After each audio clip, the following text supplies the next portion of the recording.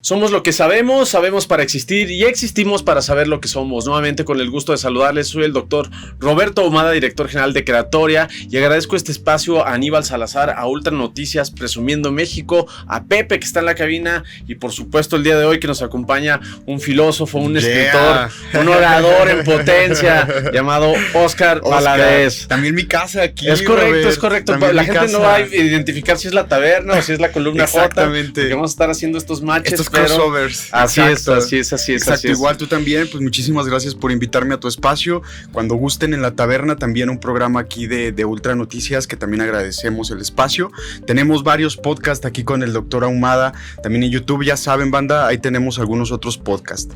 Y dime, Robert, ¿de qué vamos a hablar? Pues le anunciamos a toda la audiencia que mes con mes o cada 3 semanas vamos a estar haciendo este programa, pero dedicado al tema del análisis de la oratoria y la filosofía. Correcto. Y cómo la vinculamos a nuestro contexto actual.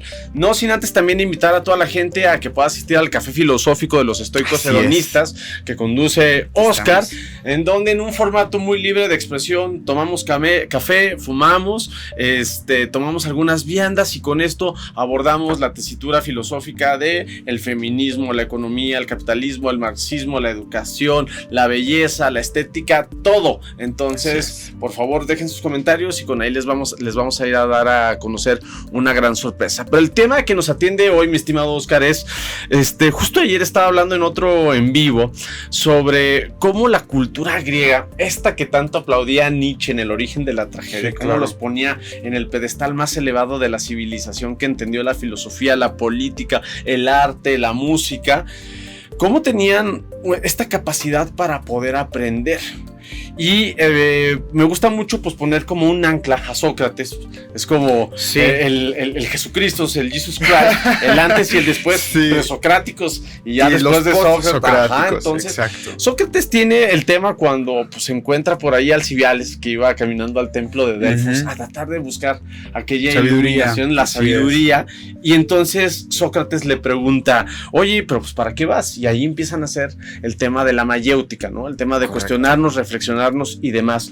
Óscar, ¿tú qué opinas de cómo le hacían los griegos para poder aprender? O sea, estos compadres no iban a un rectángulo así, sacaban sus apuntes, empezaban a apuntar, memorizaban. No. Ellos... Ya fue mucho después. Sí, claro. La escuela, casi por la edad media, con las universidades, ya fue muchísimo después. A ver, ahorita decías algo que es bien interesante, Robert, y para mí la pregunta sería, ¿podríamos o sería capaz el ser humano de separar la oratoria de la filosofía? Yo pienso que van de la mano y son una misma, Robert. Sí, es correcto. Definitivamente no creo que pueda existir una separación directa, porque el simple hecho de estar disertando te obliga en cierta manera a hacer que tus argumentos tengan una coherencia silogística, la cual esta te dé una premisa mayor, una premisa menor y una conclusión. Después Hegel nos viene a decir, esa misma conclusión se puede convertir en una premisa contra otra premisa y nos va a dar una síntesis. Sí, claro. Todo este proceso de aprendizaje es a través del lenguaje.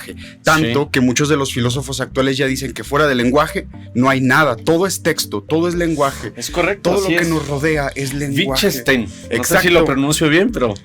son compas. Yo siempre digo que los filósofos son compas. Por eso decimos Sartre, Nietzsche, Camus y no nos vamos a matar en pronunciarlos. Por si lo pronunciamos bien, ¿no? Exacto. Claro. Pero piénsalo y tal cual el proceso de aprendizaje, el lenguaje, es algo que el ser humano lo tiene inherente y fuera de esto no puede entender nada. Regresándonos ahora hasta Sócrates, es cierto, para Sócrates a él se le atribuye un método filosófico que es el más rudimentario, es el que se hace con cincel y se hace con martillo. ¿Y cuál es? Es el proceso de la mayéutica. Claro. Este proceso mayéutico era a partir de solamente hacer preguntas al otro, empezar a sacar en él las respuestas, pero no simplemente para poder ponerlo en jaque, o no tenía esto el objetivo como de exasperarlo, ¿no? Como los niños de ya cállate, ya no me preguntes por qué, sino que a partir de cada pregunta iba haciendo que la otra persona cayera en la conciencia de lo que está respondiendo. Así es. Y al final le decía, ¿qué crees? La respuesta ya estaba en ti. Ni siquiera la tuviste que estudiar, güey. Nada más yo te estuve preguntando para que tú parieras la idea y lo recordaras, porque hay que recordar que ellos creían en el idealismo. Sí. Ya tenemos todo aprendido, por lo tanto nomás te voy a aventar ahí 2, 3 espinitas para que tú saques la verdad que ya está en ti. Claro, fíjate qué interesante. Y ahorita tú mencionas algo bien que me gusta mucho, que yo coincido, pues es prácticamente mi modo de vivir. Pero había algunos filósofos que condenaban a la oratoria, ¿no? Porque claro, incluso Sócrates, bueno, cuando Platón refiere el capítulo de Gorgias, si mal no recuerdo es el tercero, habla de este diálogo que tiene con Cállicles, con Polo, y Gorgias con Sócrates, y les dicen, a ver, compadre, las máximas virtudes que tiene el ser humano es la oratoria y la retórica, ¿no? Y Sócrates se pone a debatir con ellos 3, 4 horas, y cuando se aburren le dicen, gracias por habernos dado la razón, compadre. Y dicen, ¿en qué momento? Pues hiciste uso de la oratoria y la retórica. Exacto, para tratar de convencernos, ¿no? Pero bueno, creo que ahí también hay como una distinción entre el buen orador y el grandielocuente, o aquella persona que cae en los soliloquios, no los que hablaba Marco Aurelio, sino en esas grandes capacidades emotivas en el discurso que pervierten a la oratoria y entonces convierte a las personas en merolicos, que nada más le dicen a la gente de un modo popular esta cuestión. Cuando ahorita que mencionas el tema de cómo la mayéutica ayuda o genera toda una cuestión de introspección para poder dilucidarlo, también me queda se me viene mucho a la mente el primer grupo de alumnos que tuvo Aristóteles, los peripatéticos. Los peripatéticos, es correcto. Que la característica que tenían estos compadres era que iban caminando, iban en el andar, y entonces hacían uso de la oratoria para poder expresar estas cuestiones. Lo mencionamos mucho en los talleres de creatoria, el cómo si nosotros leemos algo, pues se nos queda un 30%. Si lo leemos y lo decimos en voz alta, se va a un 40%, pero si lo interpretamos, es decir, si damos una pieza de oratoria, se va hasta un 50, un 60%. Así es, correcto. A ver, vamos ahora sí por tópicos. Primero, mencionas a aquellos que hacen uso de la oratoria o de la palabra como una espada, como aquellos piratas que desenvainan y quieren ahí. Híjole, a ver, a ellos se les llamaba sofistas. Es correcto. Los sofistas eran estos que tenían la capacidad de hablar y de convencer, y les decían que seducían con las palabras. Sí. ¿Y por qué era tan peligroso la seducción con las palabras en el momento de Sócrates? Porque con eso podías tú organizar a las personas para poder rebelarse contra el sistema. Claro. Si tú podías acomodar las ideas y además de acomodarlas, le dabas una explicación que fuera grandielocuente, que fuera hermosa, pues obviamente decían, este señor tiene la verdad. Es correcto. Así es. Pensemos, por ejemplo, lo que sucedió en el Ágora en aquel tiempo donde estaba la biblioteca de Alejandría. Los cristianos llegaron con unos discursos bien elaborados que convencían y que hicieron inclusive que quemaran toda una biblioteca a partir de ciertos discursos. Es el sofismo, ser sofista. Sí. Creo que todos estamos en la línea delgada entre lo que hacemos uso, las palabras, ¿no? Sí. Lo podemos usar para convencer, lo podemos usar para herir, pero ahora sí que queda en claro que el poder de las palabras es grande. Claro, el poder de la palabra. Sin duda alguna. Uf. ¿Qué más? Pues en otra manera, dices tú también de los peripatéticos. Creo yo que Aristóteles sabía, o él tenía en cuenta, que la manera de aprendizaje tiene que ser a partir de la experiencia. Sí. Él dice que son los 5 sentidos, y a partir de estos 5 sentidos recibimos noticias y nosotros hacemos ya la reflexión sobre estas propias ideas. Claro. Por eso se los llevaba a caminar, para poderlos hacer reflexionar a partir de los 5 sentidos. Ahora dices, lo que leemos se nos queda cierto porcentaje, sí. Lo que escribimos otro cierto porcentaje, pero lo que hablamos, pues ya tienes la certeza y la seguridad de que ya lo entendiste. Claro. San Agustín, citando a San Agustín, él decía que tú podrías tener todo el conocimiento del mundo, podrías ser una persona que tiene la máxima sabiduría, pero si no tienes la capacidad de explicárselo a un niño, entonces no sirve absolutamente de nada. Exacto. Todo lo que tú tienes, si no te entiende el niño, si no tienes la capacidad de hacer de lo complejo lo simple y después expresarlo para que lo entienda hasta un niño, sí, pues entonces no tiene sentido. Exacto, o no comprendes bien lo que tú pensabas que comprendías, ¿no? Claro. Sí, fíjate que esa parte, Oscar, creo que Michel Foucault lo plasma en su libro Vigilar y Castigar, en cómo el sistema educativo tiene una esencia, tiene unos estilobatos, pues de un sistema carcelario, ¿no? Hay que recordar en México el sistema lancasteriano de pongan 500 personas y díganles esto es bueno, esto es malo, háganle así. Entonces, coarta mucho porque la gente en México, en toda Latinoamérica, le tiene un pavor a hablar en público. les da un miedo y un nervio tremendo, fuera de desproporción, ¿no? Y mucho tiene que ver por la cuestión cultural, pero también porque el mismo sistema educativo no promueve a que la enseñanza sea a partir de cuestiones de oratoria, cuestiones de capacidades o competencias argumentativas.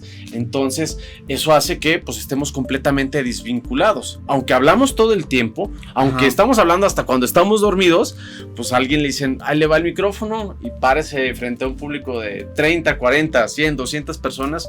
Y entonces la pierna empieza a temblar, empiezan a trastabillar, se seca la boca, empiezan a sudar, pensamos una cosa, decimos otra y nos entienden otra. Entonces se hace verdaderamente complejo y creo que yo aplaudo sin duda alguna este tema de los griegos. No sé si lo hayan entendido de un modo estructural o simplemente como por una cuestión natural. Ellos entendían que pues no era memorizar, era aprender a través de la experiencia, era correcto. El filosofar, el sentarse y escuchar, cuestionarse, ser mayéuticos y después plasmarlo, porque también todos se caracterizaban por ser grandes oradores. Correcto. O sea, imagínate a Aristóteles ahí tartamudeando a la hora que estaba diciéndole a Alejandro Magno una cosa, o que a lo lejos veía a Demóstenes o Aristófanes. No, todos tenían una gran oratoria, ¿no? Incluso era un requisito necesario para la clase política, completamente distinto a México, el hecho de que el ciudadano, o sea, la persona de élite, en todos los aspectos considerados, pudiera ser un buen orador para poder participar en política.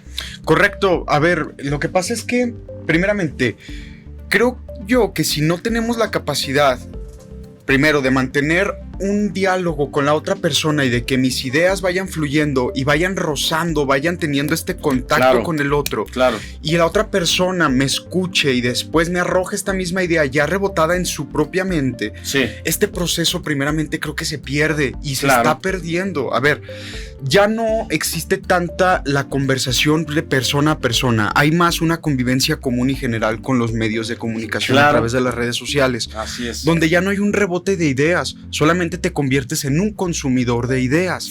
Entonces, estas ideas, ¿contra qué se van a contraponer si no hay más? Ahora, por ejemplo, nos pasa mucho, Robert. Estamos platicando, por ejemplo, y te digo, ¿sabes qué pasa esto? Y me dices, no, a ver, pasa esto. No, ¿cómo crees? Debe a lo mejor de suceder de esta otra manera. Y al final, a lo mejor no llegamos a ninguna conclusión, pero ya sí nos vamos y decimos, carajo, puede ser posible que esa idea sea cierta, funcione. Puede ser que esa idea que no sea tan incorrecta. Es probable que lo que me dijo contra mi argumento pues también funcione.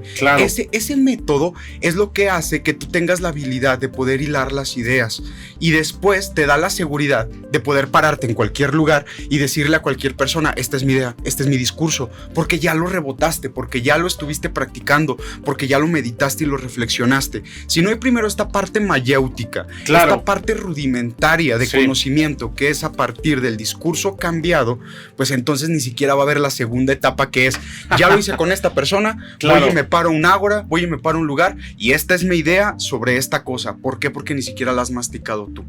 Claro, exacto, coincido.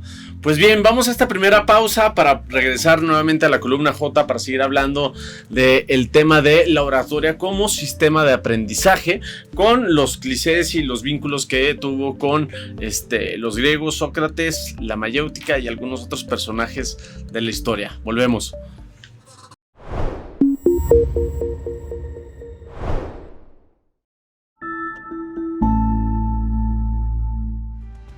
En Veolia Aguascalientes, implementamos por primera vez en el territorio del Bajío la más avanzada tecnología de gas helio para la detección de fugas no visibles, logrando rescatar en un periodo de 2 meses más de 2 millones de litros de agua potable por día, lo equivalente al abastecimiento de 2.500 hogares. Comprometidos con la preservación y rescate del vital líquido, en Veolia somos punta de lanza en innovación.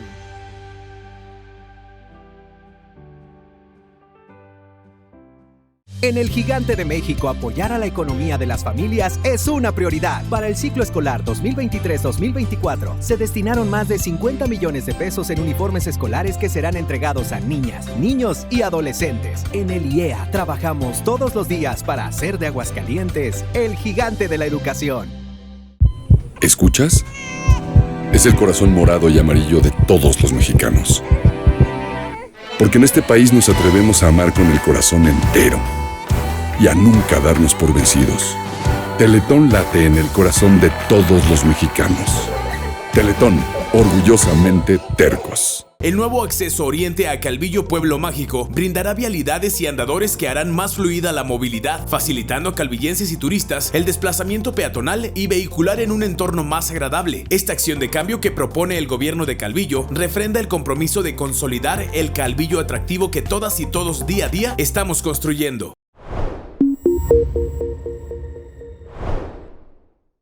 Listo, regresamos a la columna J. Entonces, bueno, estábamos hablando de el sistema carcelario del que hablaba Michel Foucault, sobre cómo y que lo vinculo mucho, Oscar, con el tema de la educación líquida. Sigmund Bauman, ahorita que gracias a nuestro hermano Paniagua lo traigo muy de moda a Sigmund Bauman.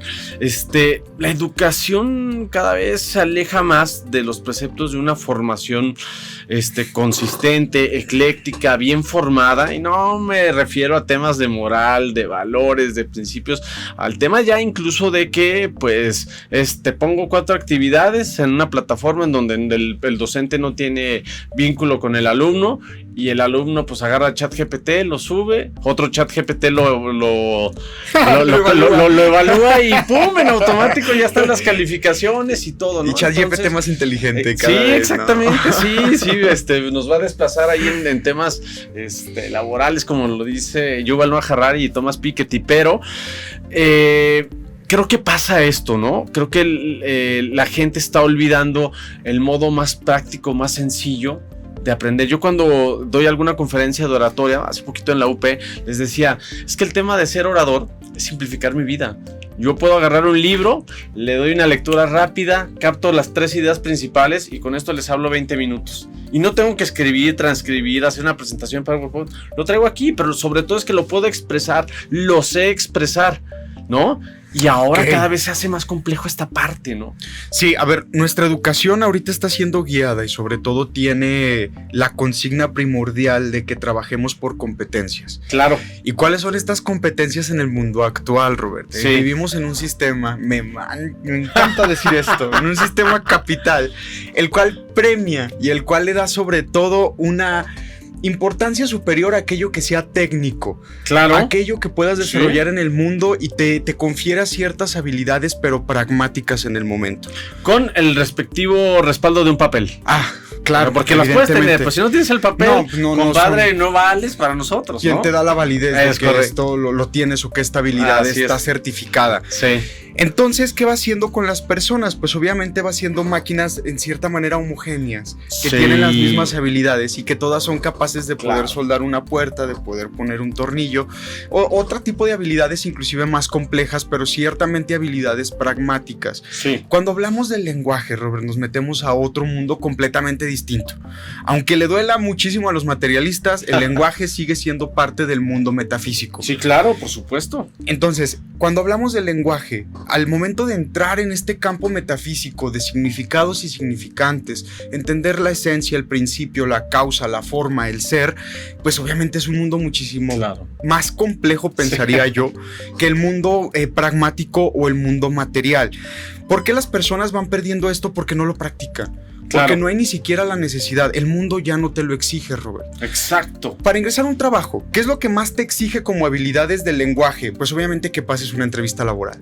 Exacto, claro. Y ya inclusive hay coaches que te enseñan a brincarlo, ¿no? Como que por acá, en vez de que este tipo de entrevistas te motivaran a ser cada vez mejor para poder expresar tus ideas, ya nada más es, no, aquí están mis certificados, véalos, chéquelos y se terminó. Sí. Es porque la sociedad lo va haciendo cada vez, lo va sesgando hacia qué lado.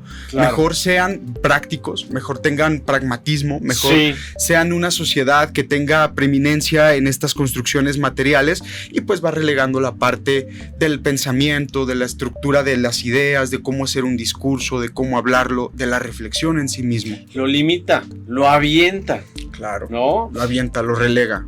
Fíjate, sí es cierto, ahorita se me vienen muchas cosas a la mente, pero cuando la gente nos escribe para el tema de la escuela, lo primero que preguntan es, ¿para quién está diseñado el taller? Correcto. ¿No? Sí. Y yo les digo, caballeros, hay desde un niño de 8 años hasta diputados o legisladores federales. ¿no?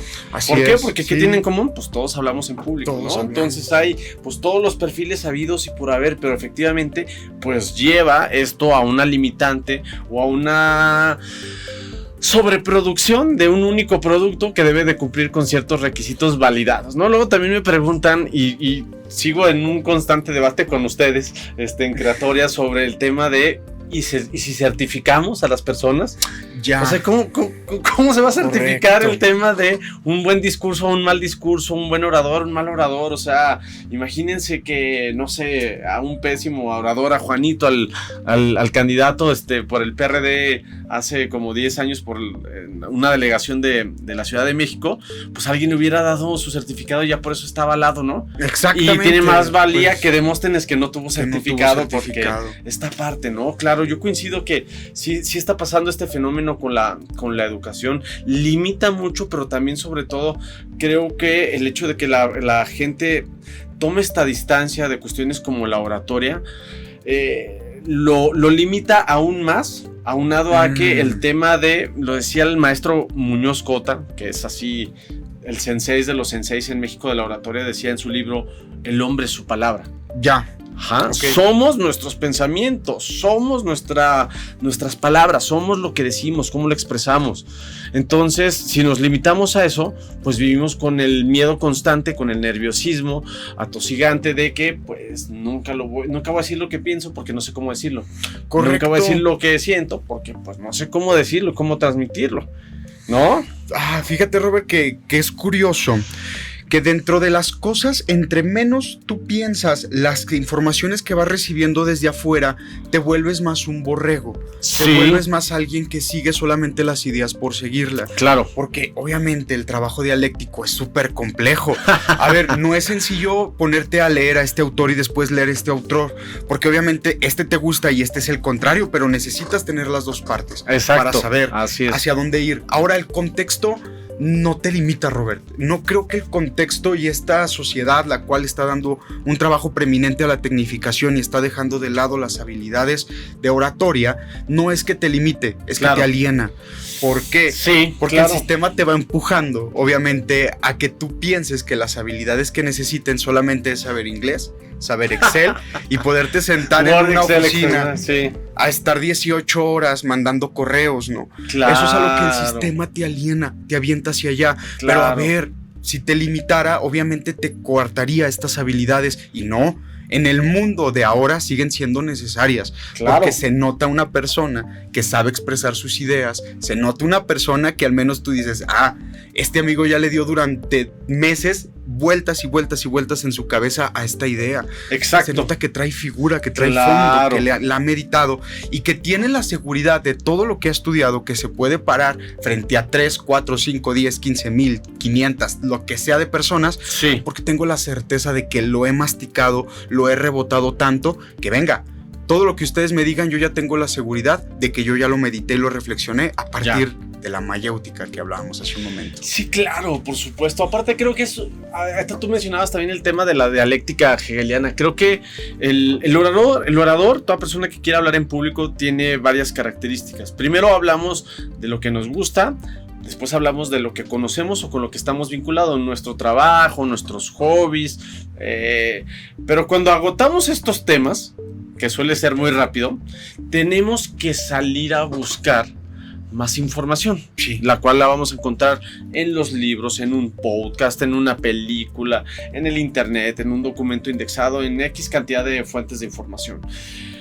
Pero efectivamente el buen orador increpa, va a esa mayéutica, a esa reflexión, dice, a ver, los romanos eran unos salvajes, sí eran bastante sádicos en la guerra, pero también eran bastante astutos, o entonces pones la contraidea y esto efectivamente te permite generar síntesis. Entonces, ¿qué es lo que pasa en este proceso que tiene el orador? Es que empieza a concebir el mundo sin ciertos radicalismos o sin ciertas posturas extremas que finalmente lo dejan en un punto medio, en donde entiende el punto de aquí, el punto de acá, y tiene la capacidad de poder jugar con los dos y expresar los dos con las bondades que cada una de sus posturas tenga, ¿no? Claro, aparte que es muy importante, Robert, aquí mencionar que lo que tú no entiendes no lo puedes hacer. No lo Claro, puedes poner en sí, acto. es correcto. No Así puedes es. hacer aquello que primero no hiciste un proceso mental para entenderlo y saber hacia dónde dirigir tu voluntad.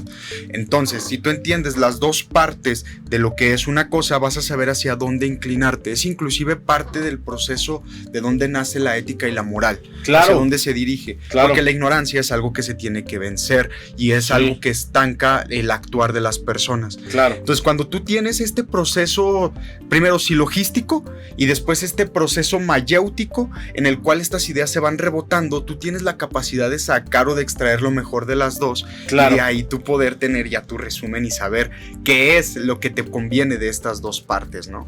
Exacto, sí, claro que sí, por supuesto. Pues qué interesante, Oscar. La verdad es que vivimos momentos complejos, adversos. Ya no hay grandes oradores. ¿Crees? Claro, por supuesto. O sea. Bueno, por ahí no ponen es- a Barack Obama, por ejemplo, ¿no? Sí, pero ya es una figura desfasada. Ya salió de su periodo de ¿cómo se llama? De permanencia en el poder. Ajá. Sí, claro, Obama es un gran orador. Donald Trump es un gran orador, es un gran comunicador, sofista. Nuestro Sí. presidente López Obrador, yo digo que es el mejor comunicador que hay en México. ¿A poco? Qué No, interesante. claro, la gente Ok. después de 7 años, tú les dices, ese avión no lo tiene ni Obama. Y lo contestan niños de 7 años y de 63, Ya, cuando no tienes saben ni razón. quién lo dijo después de 7 años. Cállate, chachalaca, Claro, todos lo sabemos. Claro, y es porque el presidente, aunque no nos habla a nosotros, al segmento poblacional al que le habla, le entiende, le aplaude y hace que le tenga en el 65% de aprobación, ¿no? Ahí está lo que decía San Agustín, se lo sabe explicar a los niños, a su pueblo. Claro, sí, claro, y se los dice como ellos lo dicen, ¿no? Entonces, pues esa es la gran ventaja, ¿no? Pero ya oradores consistentes, pues no sé, me voy a la Segunda Guerra Mundial, Churchill, Ya, Hitler, ok. Goebbels, Trotsky, poquito antes, o sea, eran ciertas figuras de ciertas consistencias. Salvador Allende, los discursos de Pablo Neruda que daba en el Senado. Ya yo no veo aquí en el Senado, no, en la legislatura pasada estuvo Fernando Herrera, en mis respetos, hidrocálido, pero ya cada vez esta parte se empieza como a diluir, se empieza a hacer, y tiene también que ver con la cuestión de las ideologías. La gente ya no tiene ideología, la gente ya no tiene consistencia, la gente ya no tiene Qué una triste y identidad feo. tan bien formada para decir, yo creo en esto, y lo digo. El otro día le exponía a un grupo de alumnos el tema de Eduardo Verástegui. A mí se me hace muy radical la postura que tiene, pero la comunica con tanta firmeza y cree tanto en ella. Amén. Que le creo. eso, Sí, exactamente. Le creo. Que Sí, es comunica cierto. bien. O Javier Milei ahorita en Argentina, Sí, ¿no? es cierto. Lo dicen con tanta pasión que sí transmiten, son buenos. Pero antes había 30 de esos, ¿no? Claro, ok, es cierto, Robert. Ahorita venía a mi mente que inclusive en la política, como a mí me gusta decirle, la política pura y dura, ya no hay tampoco. Ya no se ven estas figuras donde se paraban en un podio a poder dar estos discursos y tú decías, ah, caray. A lo mejor no le creías del todo, pero sí decías, Te hacía algo me dudar. mueve. Ajá, interesante. Algo me mueve interesante Exacto. por la forma en que lo decía, por la forma en que trataba de convencer. No, inclusive ya parece más un discurso de grilla, ¿no? Como si agarraran su celular y, ay, amigos, ¿cómo se encuentran el día de hoy? Es el show del espectáculo, show ¿no? del ¿Quién era el autor del libro de El mundo del espectáculo? O la sociedad del espectáculo, la sociedad del espectáculo. Ay, no recuerdo, la verdad. ¿Quién, Pepe? No.